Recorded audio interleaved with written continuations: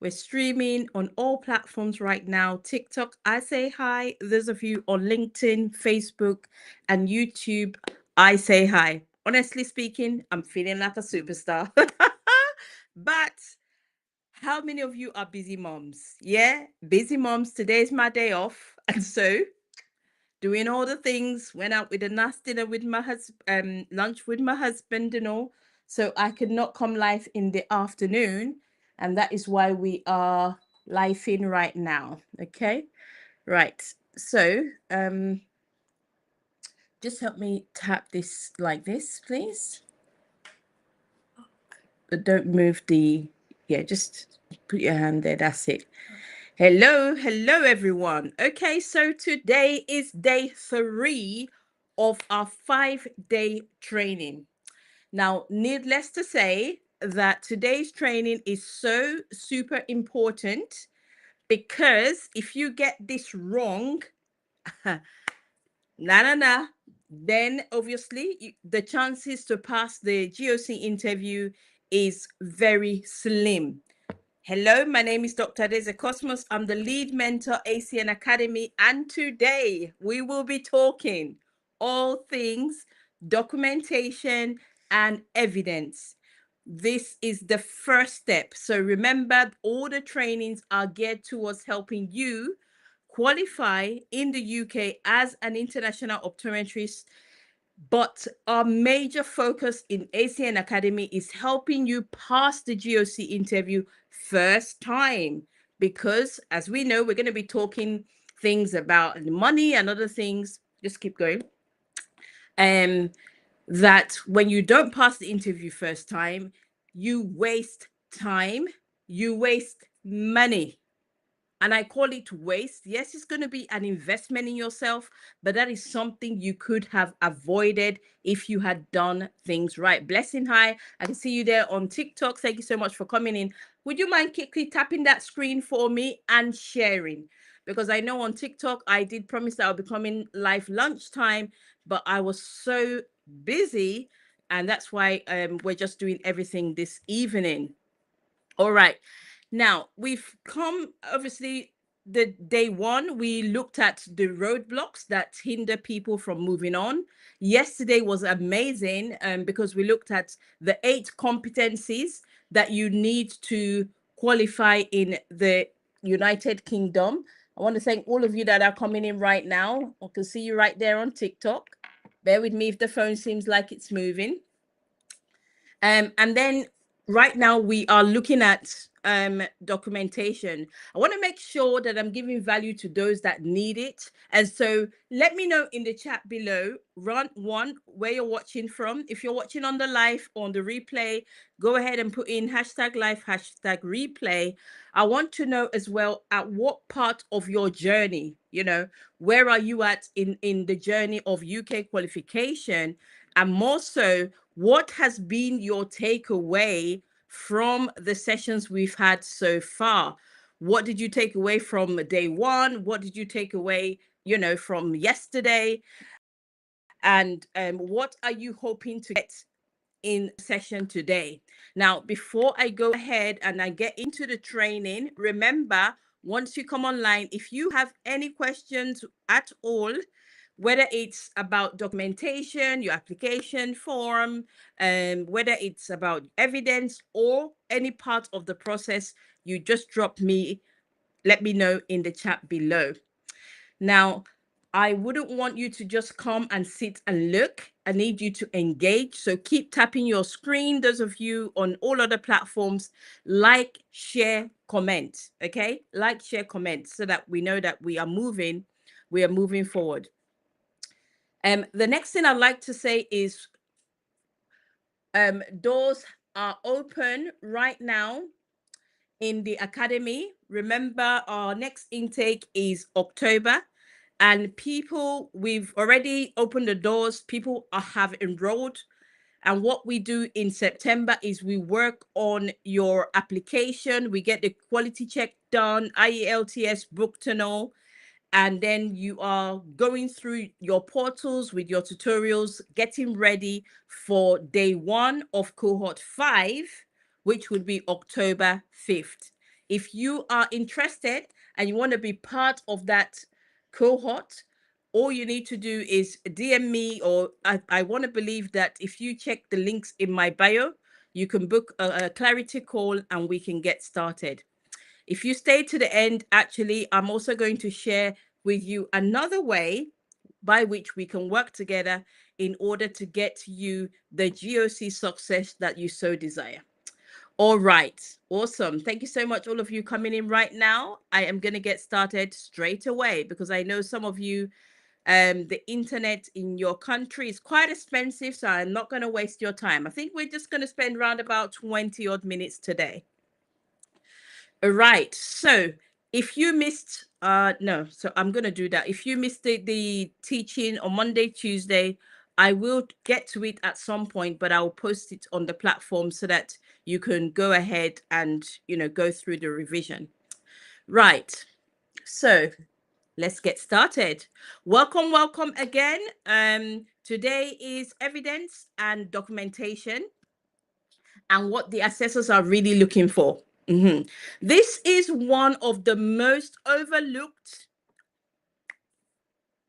part of the process. I had a chat today with a wonderful optom that we had a chat, I don't know how many years ago, came in for a mock interview, and I'm looking at the form and I say that no, this one definitely is already set up for an adaptation because of what was filled in the form. So when we go through what we're going through today, I want your ears to be out. I want you to get your writing pads and ask questions. Anything I say and you don't have clarity in what I'm saying, ask questions. Thank you so much, all of you on TikTok, Facebook, LinkedIn, YouTube. Go ahead, keep liking, keep tapping your screen, especially those of you on TikTok, isn't it? It's easy. Just tap your screen and let's get those likes to 3,000. Go ahead and share the stream as well. Awesome. Now, many candidates fail not because they don't have knowledge or they don't have the experience, but their documentation does not give a good representation of who they are. Why does evidence and documentation matter?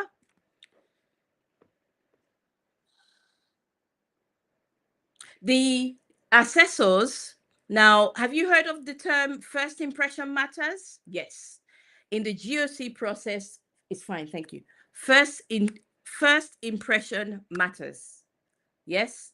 The first impression you're giving to your assessors is your documentation. And I am not a GOC assessor for international optometrists, but as my role as a lead mentor and the interviews I've been conducting for so many years now, I kid you not. When I look at a documentation, I look at a recommendation letter, and I look at an application form, I already have an idea of the clinical competence of that particular optometrist. Now, you may see me looking to the left and to the right, actually. I'm just going to move this a little bit here, and that's because I've got TikTok on my mobile phone and I've got all other platforms on the laptop. So just keep going.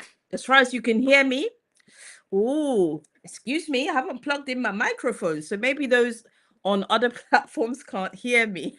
That is not good. All right, bear with me. I'm just going to plug it in.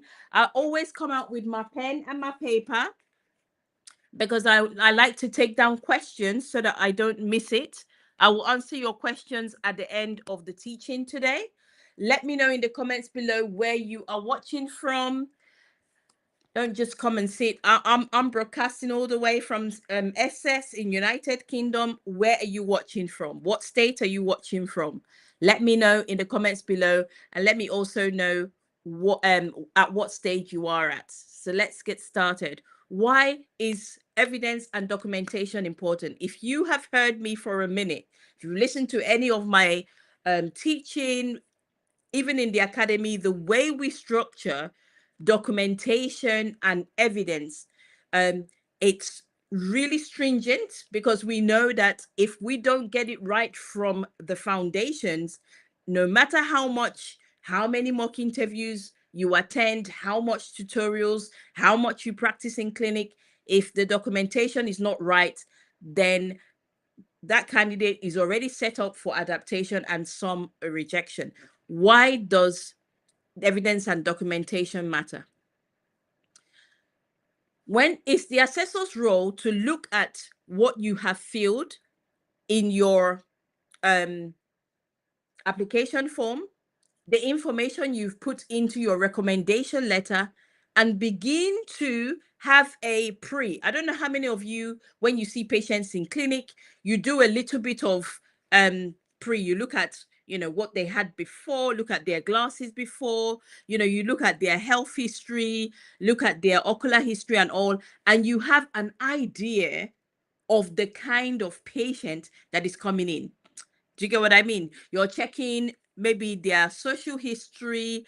Is there any mental health problems there? Did they write on the previous file that there was an interpreter and all? It gives you an idea of the kind of patient that you're going to see. And then you begin to, for me, I begin to make room for, okay, if there's an interpreter or the patient, it says that the patient is in a wheelchair or something, then I'm telling my team, I say to them, I'll just report to the manager or look at the optical assistants to say, kindly let the other patients know that I'm going to be taking some time because of the patient that I'm seeing.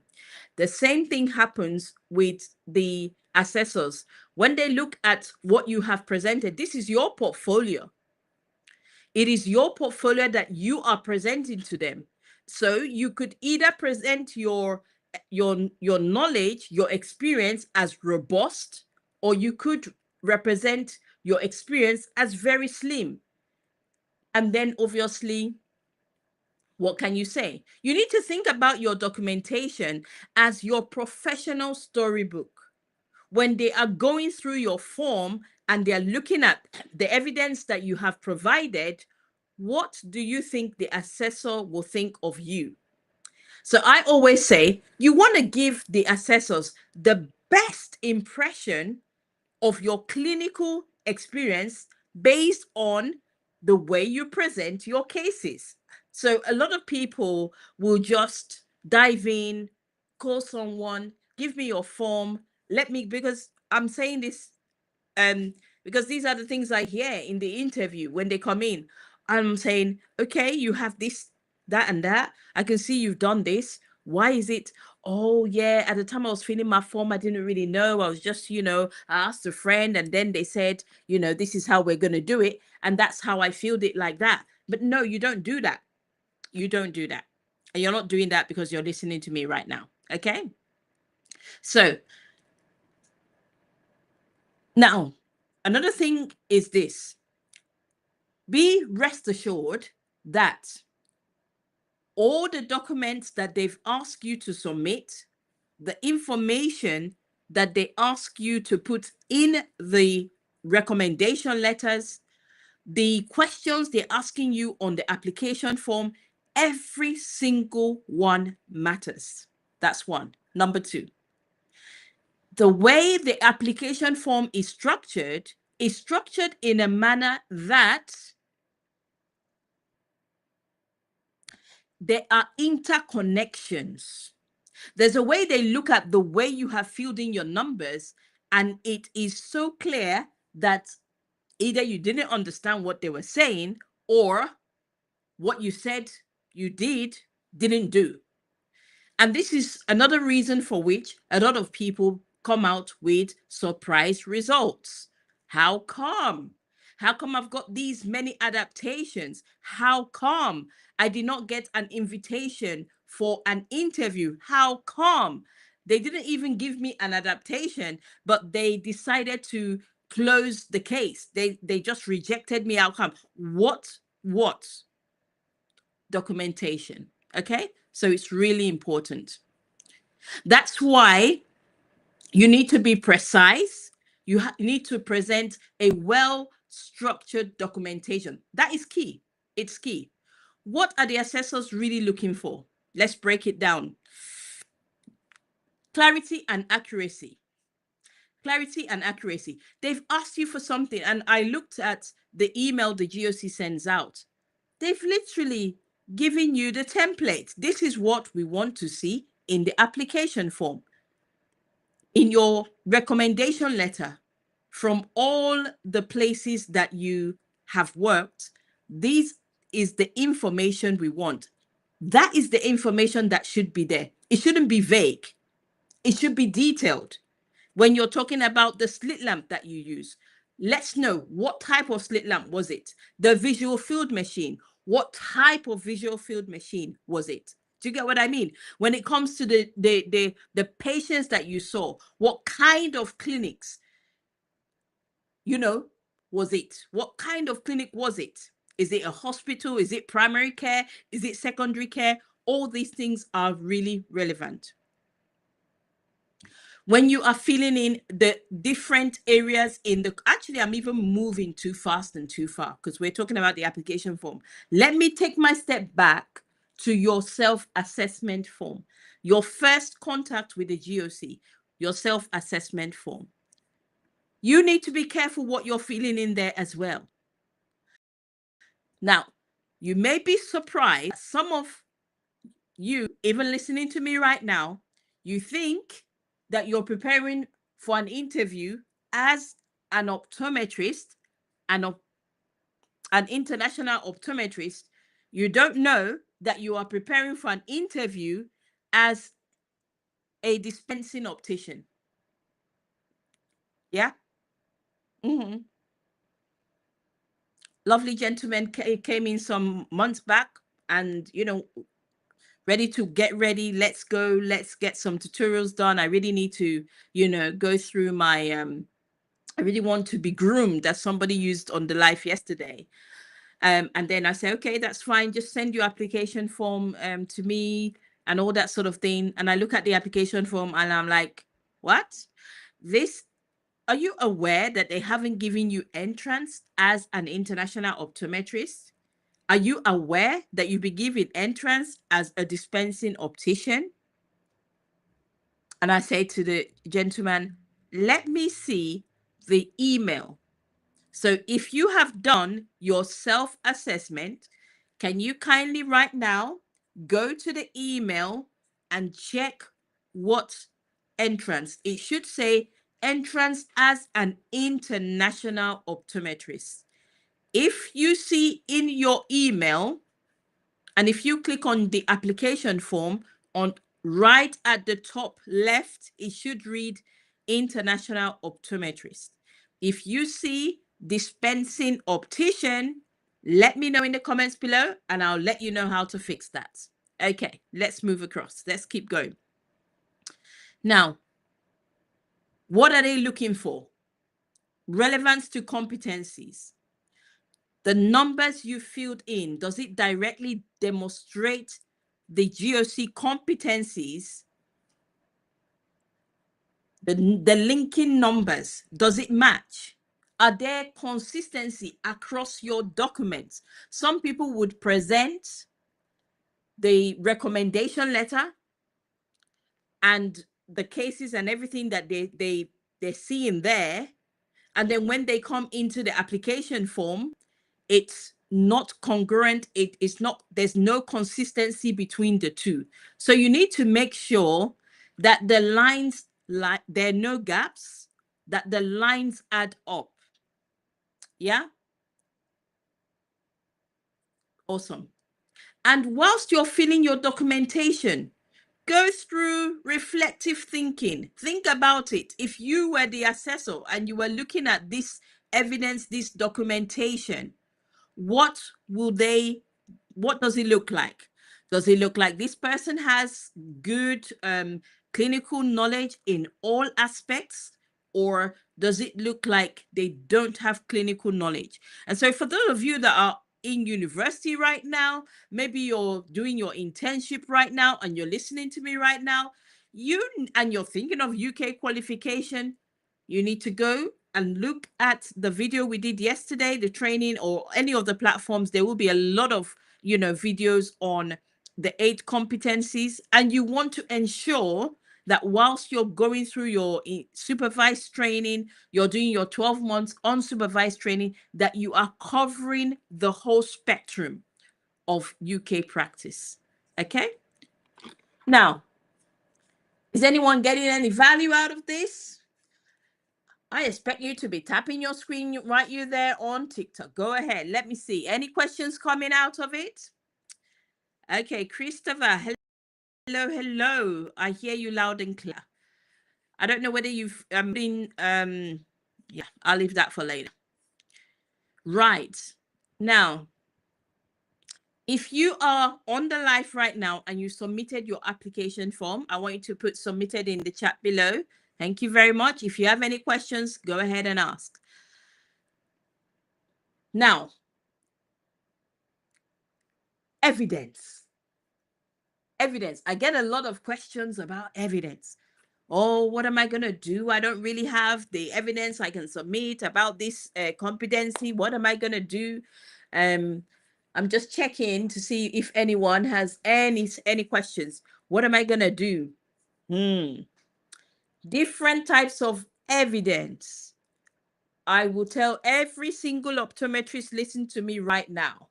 The only reason you're clicking no in your application form when it comes to is there evidence, yes, no, the only reason for which you're clicking no is because you don't know what evidence they're talking about. Because there is evidence. Your referral letters, they're evidence. So when I was practicing in Nigeria, I practiced in where did I practice? So I practiced in Port Harcourt. I practiced in Brett White Specialist Hospital, Port Harcourt, Flomat Eye Clinic, Waterlines.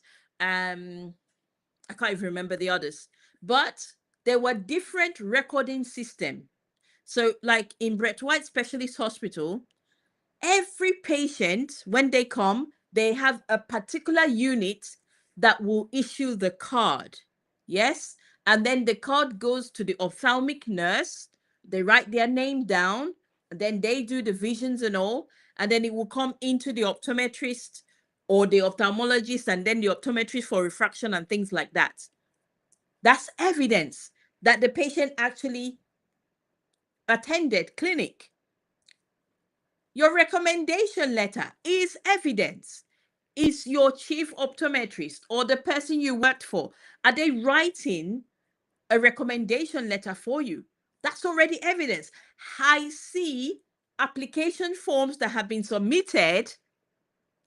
I'm reading a recommendation letter and I'm seeing no evidence. Just simply means that that candidate didn't really understand what to do. What is evidence? Did you even have the slips that you know, the slip that comes back from the dispensing optician when you prescribe a pair of glasses? That's evidence. Yeah.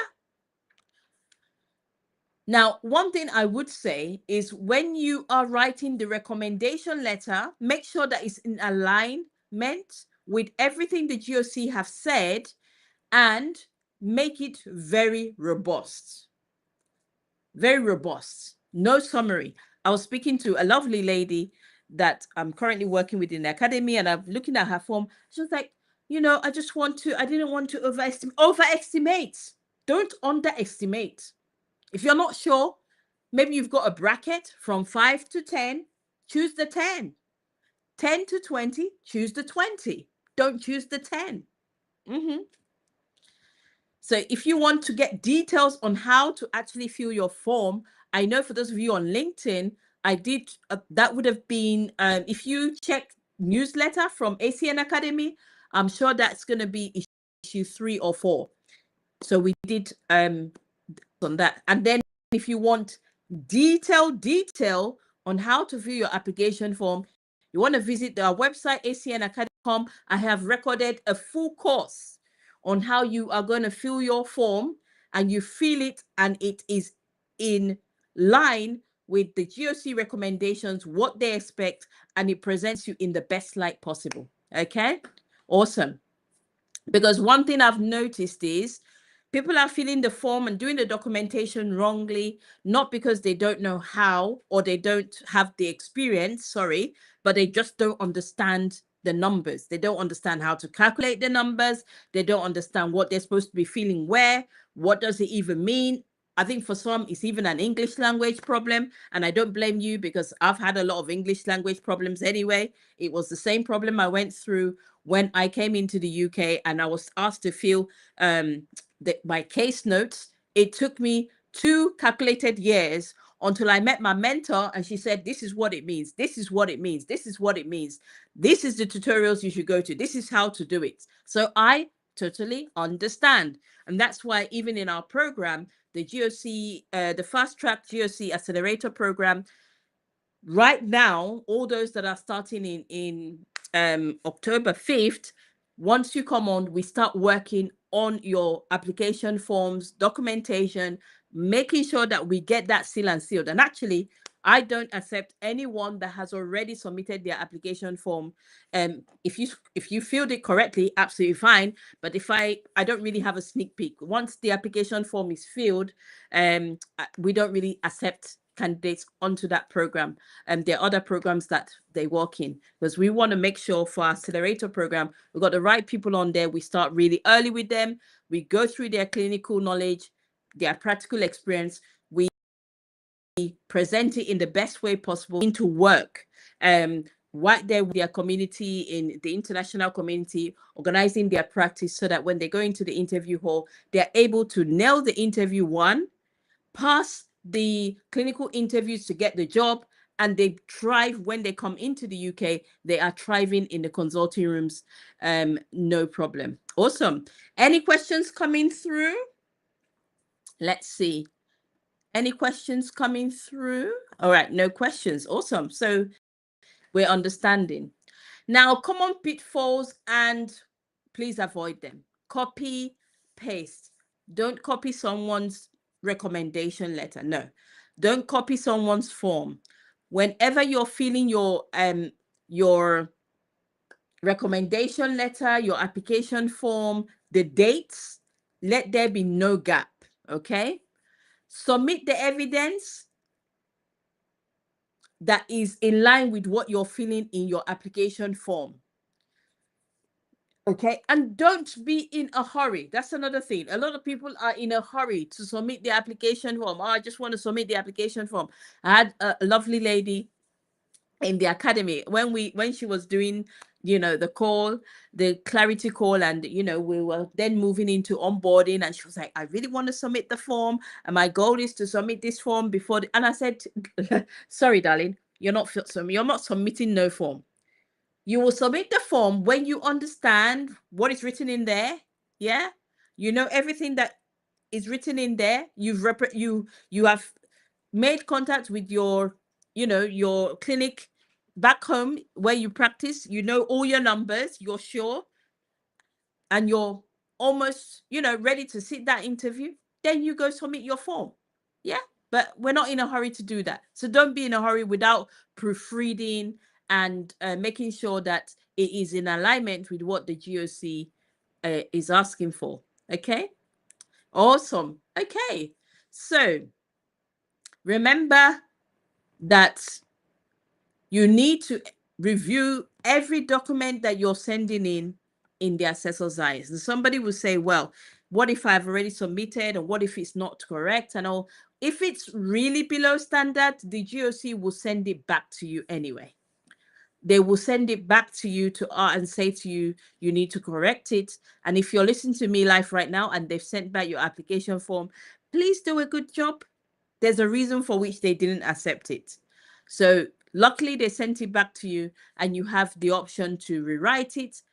Do a good job, rewrite it, and make sure that it's in alignment with your years of practice.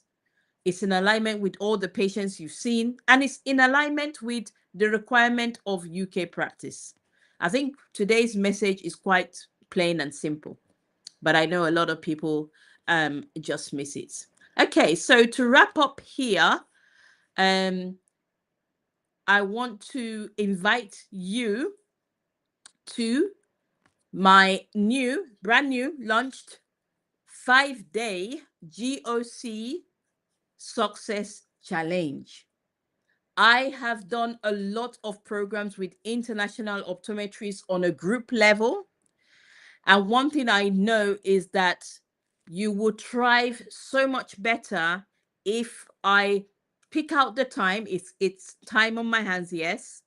But if I take the time and do one-on-one, one-to-one, 30 minutes a day for 5 days. So I'm looking at your particular circumstance. I am tailoring what you need to be doing in order to gain GOC success particular to you in those 5 days. It is a paid program, but as of right now, I still have some free spots. It's 30 minutes over 5 days. Monday, Tuesday, Wednesday, Thursday, Friday, or when you start, like Wednesday, Thursday, Friday, Saturday, Sunday, over 5 days, 30 minutes only. There's no particular time, because what I do, and that's why it's personalized, what I do, I have a chat with you and know exactly when you're free, and then we allocate those 5 days. After the 5 days, clarity, confidence, everything you need to know in order to go and succeed in your UK qualification journey is there for you. And I would say, whilst we still have the free spots, you want to hop in. How can you get in there? All you need to do is to comment GOC in the comments below, GOC in the comments below, or you send me or you DM me. You can find me on LinkedIn, Adeze Cosmos, WorkAK ACN Academy. Where else can you find me? That is DM. Facebook, yes. Facebook Messenger, you can find me there. You can DM me on TikTok as well. If you're on TikTok, you can DM me GOC, and then I will send you an application form. If you are selected, if you pass, I don't want to say pass. There's not a pass or fail, but there are things that we're looking for, and that's why we have an application form. I want to spend time with those that are already ready and they're ready going. Okay, if I'm gonna bring out 2 hours 30 minutes to spend with you over 30 minutes, over 5 days, I want to make sure that it's going to be a good use of my time and a good use of your time. And this is one part of my commitment to help 100 international optometrists successfully pass the GOC interview and the GOC qualification process in this year, 2025. I'm pretty excited about what I'm doing. And I think it's the right time, because I know I've only got 4 months to go, and I've still got numbers that I need to do, so that at the end of the year, I can say, yeah, I've done it. 100 international optometrists, all done. And we begin to face the next year. All right. Any questions for me today? Awesome. I want to thank you all for coming in for the training today. I hope you got something. Tomorrow will be day 4. I'm just going to check the topic that we are going to be covering. Let's see. Where are we? So tomorrow, I'm not too sure. Obviously, I've given it to the team to schedule, but we're either going to be looking at, because I got 2 more topics that we need to cover, turning your overseas cases into UK standard interview answers. That's one. And the other one will be time, money, visa, jobs. We'll be talking about that as well, because we want to know about what's happening with time, what type of visas are available, how do we even position ourselves to get a job. All money, all talks money. And we're also going to cover, which a lot of people are worried about. I do not have the experience. I really love this UK scene. I'm actually in the UK right now, but I'm not sure that my degree or my clinical knowledge is up to the UK standards. Go ahead. And so that is why we are going to be talking about how you can turn your overseas knowledge, the cases that you've seen, into UK standard answers, so that when you go into that interview, you know how you're structuring your answers and showcasing the clinical optometrist that you are. If that sounds amazing, I want you to say, yep, give me thumbs up in the comments below. Awesome, awesome. Okay, I want to say a big thank you to you. Don't let the doors of October pass you by. If you are looking to qualify in the UK anytime between right now and June next year, October is the cohort to join. Why? The earlier you get started, the better. Okay. And if that is, you're not too sure what you want to do, then take advantage of our free one-to-one GOC success challenges. 5 days, one-to-one, me on you, 30 minutes a day, going through your particular circumstance, looking at your documentation, looking at your evidence, and then getting you ready in order to go and succeed in all the stages. All right. I want to say a big thank you for coming out to spend your evening with me. I do not take it lightly, as I have a passion and I cook this food. It's really good when you have someone come out to hear what you have to say. I believe that you've been blessed, and I pray that whatever your desires are as regarding UK qualification, let your dreams become your reality. I say a believing amen to that. Okay. All right. Thank you so much, all of you. It's been amazing. I'm going to see you live on TikTok lunchtime tomorrow, and we'll be back 7:30 p.m. tomorrow for day 4 of the training. For those of you that already put in your application for the one-to-one, I will get through those applications and get back to you. And if you still want to apply, go ahead and DM me GOC or one-to-one. You're interested in the one-to-one, put it in the comments below, DM me, and I'll send you the link to apply. All right. Okay, then. You take care now. Love you all, and I'll see you tomorrow.